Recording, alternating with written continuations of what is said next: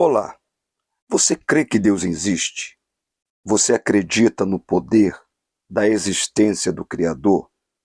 Você crê que nas mãos dele está todo o controle? Você crê que ele tem poder? Você crê no céu? Você crê no inferno? E você crê que você tem um plano, tem um objetivo, algo a ser feito na face da terra? É justamente isso que eu quero falar para você e tirar a dúvida que permeia, que se estabeleceu no seu coração, tirando você de um posicionamento espiritual. Vem comigo nesta palavra deste dia. A dúvida, da mesma forma que ela tem poder de gerar a incredulidade, ela tem poder de tirar a fé destrói a incredulidade. A fé bloqueia o medo. A fé tira do seu caminho a tragédia. O interessante é que a fé anda de mãos dadas com a loucura. Que isso, pastor Leonardo? O senhor está dizendo que a fé anda de mãos dadas com a loucura? Sim, porque tem coisas que por meio da fé, quando nós fazemos, as pessoas nos taxam como doido, simplesmente malucos. É uma pessoa louca, uma pessoa que, com quem você está andando? A Bíblia diz, em 1 Coríntios 1,18, que a mensagem da cruz é loucura para aqueles que perecem, mas para nós é o poder de Deus. O Senhor ficou doido? Há uma loucura arraigada com a fé e a loucura anda de mãos dadas? Sim, porque tem muitas coisas que são feitas baseadas na mente de uma pessoa que está a enxergando, supostamente dizem isso é loucura. Jesus cuspir na língua de um mudo, Jesus fazer lodo no chão e com aquele lodo, com a sua saliva, recriar o globo ocular, a retina, a menina dos olhos daquele cego de nascença. É loucura uma mulher tocar nas vestes de Jesus e aquele sangramento, aquela hemorragia, ela ser instantaneamente ser curada após 12 anos. É loucura. Jesus querendo comer figos, e a Bíblia diz que quando ele vai comer, ele olha para a figueira e diz: maldita, você tem folhas, mas não tem fruto, nunca mais ninguém coma de ti. Imediatamente a figueira, ela secou. Então é loucura. A fé, ela anda com loucura. Quando você vê o poder da ação da fé, sobrepõe essa fé natural. Uma fé viciada. Essa fé viciada das pessoas. A fé de Deus, ou a fé que foi doada, a fé que foi doada por Ele, ela é colocada em prática mediante a loucura. O Senhor espera a fé que Ele te doou, que ela seja imediatamente colocada em prática. Porque a Bíblia, a palavra de Deus diz: peça, porém, com fé, em nada duvidando, porque o que duvida é semelhante à onda do mar, que é levada pelo vento, lançada de um lado para o outro. Não pense tal homem que receberá do Senhor alguma coisa. O homem de coração dobre é inconstante em todos os seus caminhos. Então, por que as pessoas acreditam em uma feitiçaria?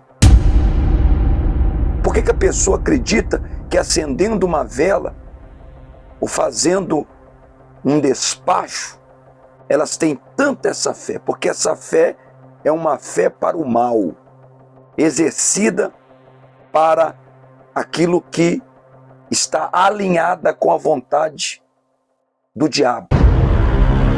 A sua fé, ela é muito mais poderosa, muito mais forte do que simplesmente você entender que Deus pode fazer.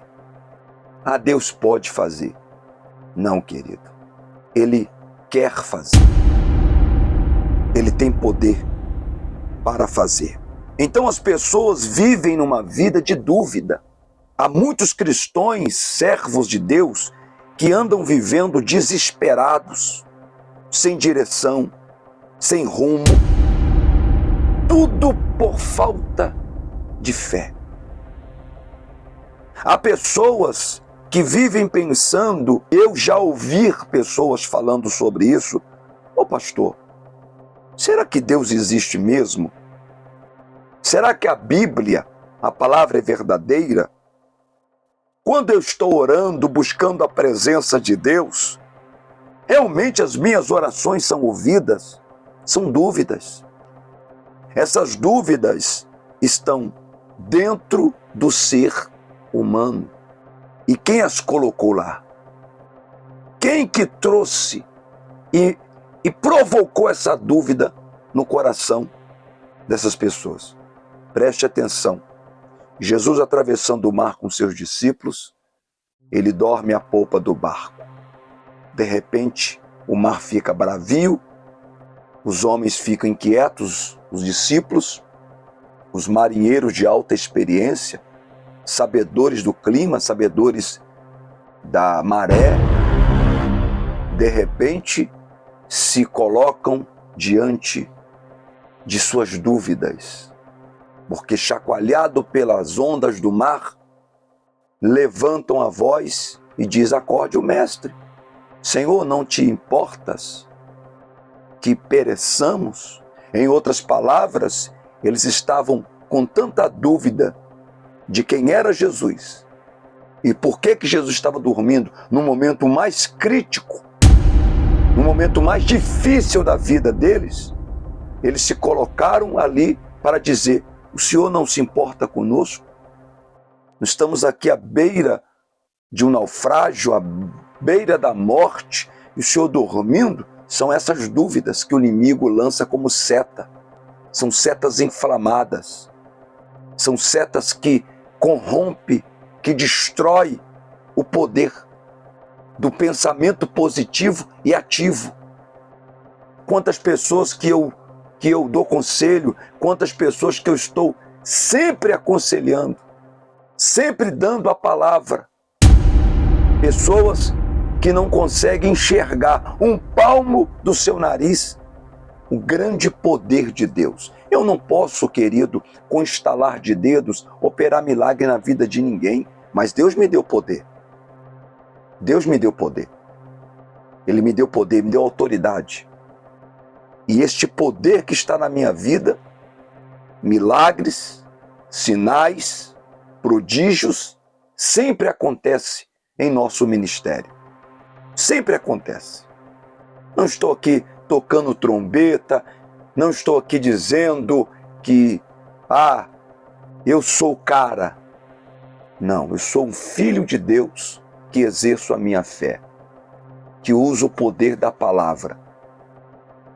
Interessante é que existe pessoas querendo resposta de Deus, mas não oram. Quero resposta de Deus. Está orando? Está buscando a Deus? Quero ver milagres, sinais e maravilhas. Está crendo? Está exercendo a fé? Ou está duvidando no meio do desembolar profético, na intercessão? Então você pode estar com Jesus, 30 anos na igreja, 20 anos na igreja, e ser simplesmente uma pessoa incrédula. Incrédula. dentro da igreja, participando da Santa Ceia, foi batizado nas águas como o mandamento, o primeiro mandamento, e aí você se detém ao longo da sua trajetória cristã como uma pessoa que tem capa de crente, mas você é incrédulo. Você pode ser uma pessoa incrédula, uma pessoa que não tem fé. Por isso que milagres, sinais não podem mover na sua vida. Você vê pessoas sendo curadas, você enxerga pessoas sendo libertas, milagres acontecendo ao seu redor. Você vê, e aí, mesmo assim você vendo, você não acredita, estando na casa de Deus. Então, querido, você nasceu para um propósito de Deus. Então, pode ser que você esteja no barco, experimentando da comunhão com os santos, de repente, você se coloca diante de uma situação dizendo: se não importa que eu estou perecendo, será que Deus existe mesmo? Eu estou perecendo. Será que a Bíblia é verdadeira? Você quer conhecer mais a Deus? Você quer conhecer mais a presença de Deus? Você precisa ler mais o manual dele. E qual que é o manual dele, pastor? A filosofia? Não. Os livros de Allan Kardec? Não. De Tairu Taniguchi? Não. De Charles Taze Russell? Também não. Você precisa ler a Bíblia, querido. Porque a palavra de Deus é que é o manual do crente. Ela é a bússola, é o mapa. Se você não tem contato com a palavra, você não tem contato com Deus. Porque Paulo vai dizer que a fé vem pelo ouvir. Ouvir a pregação, ler, entender, ouvir de Deus, ouvir do eterno. Aí vai gerar fé no seu coração. Então você pode se perguntar: para que eu existo? Se eu sofro, se eu tenho tanto sofrimento na minha vida? São perguntas debaixo de tantas dúvidas que está no seu coração. É uma coisa incrível como as pessoas, elas duvidam tanto do poder de Deus. É um fato inegável. É um fato inegável. Estão dentro da presença de Deus e não conseguem enxergar. Aqueles que dizem: por que nascemos e por que morremos? Para onde nós iremos depois da morte? E vivem com essas dúvidas no seu coração. Você precisa de voltar. Você precisa de voltar ao lugar que você nunca deveria ter saído. O centro da vontade de Deus. Com leitura bíblica, com aprendizado e com uma formação cristã, autêntica, inspirada divinamente pela presença do Espírito Santo. Olha para você que desde a criação, Satanás vem tentando gerar dúvida no coração daquele que era imortal. O homem, no Éden, era imortal. A morte entrou ao mundo por causa de um homem. E na sua desobediência entrou o pecado e a morte. Porque todos pecaram e destituídos estão da glória de Deus. Hoje o homem, carnalmente falando, ele é mortal. Porque antes não era, passou a ser. Justamente porque o pecado gera a morte. Então toda pessoa, carne e osso, seja um bruxo, seja um cristão, seja um budista, seja quem for na face da terra, um presidente, uma rainha, um rei, um plebeu, um miserável, um rico, poderoso, todos, abaixo dos céus, debaixo do sol, hão de perecer e passar pela morte. A Bíblia diz que ao homem está ordenado a morrer uma única vez. Posterior disso, vendo o juízo.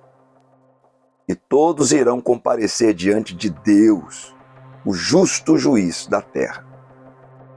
Então, qual que é o propósito de Deus?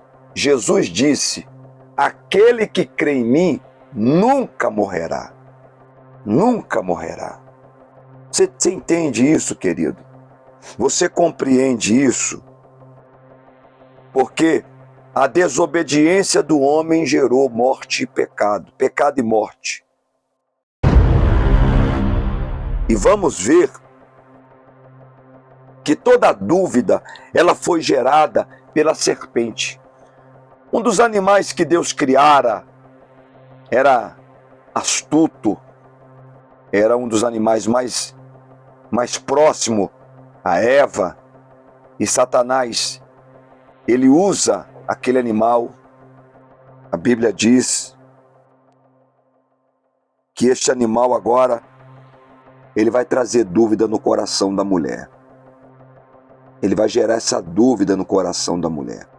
A Bíblia diz que através da dúvida, do engano do diabo, que o diabo é mentiroso, João 8,44, nunca se firmou na verdade. Tudo que sai da sua boca é próprio. Olha o que a Bíblia diz em Gênesis 2,17. Mas da árvore do conhecimento do bem e do mal, dela não comerás, porque o dia que dela comeres, certamente morrerás. Satanás, então, ele vai aproveitar a astuta serpente e vai conduzir ao coração da mulher a dúvida. Gênesis 3:1. Ora, a serpente era a mais astuta de todas as alimarias do campo que o Senhor Deus tinha feito.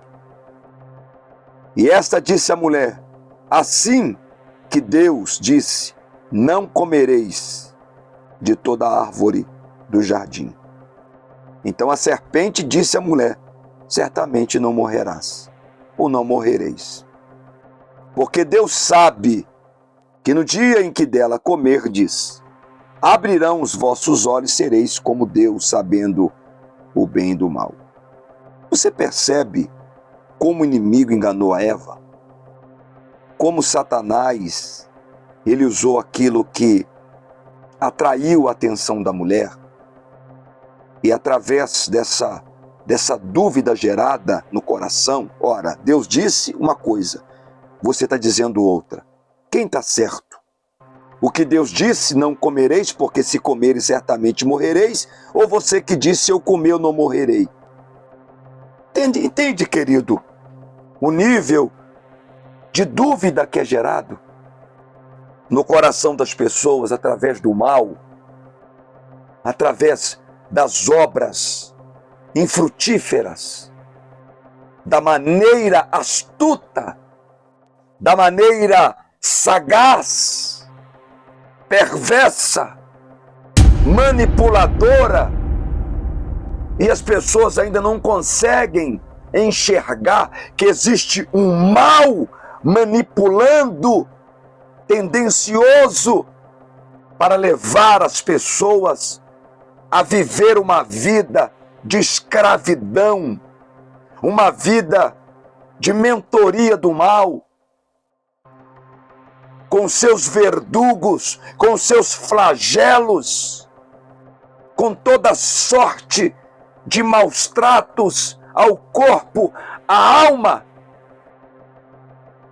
Deus deseja tirar a venda, tirar esta capa de engano e abrir um céu novo, te reposicionar para que você não viva no sofrimento, porque sofrimento todos nós passamos nessa terra. todos nós. Jesus disse: no mundo tereis aflições, todos nós. Mas ele disse: tenha de bom ânimo, eu venci o mundo. Então, nós lutamos com algo que já foi vencido por Jesus. O maior exemplo. Então, se nós estamos lutando com algo que já foi vencido, Paulo vai dizer: somos mais do que vencedores em Cristo. Pronto, acabou. Encerra aqui. Você quer ter comunhão com Deus, mas não quer ler a Bíblia. Você quer se aproximar de Deus, mas não quer orar.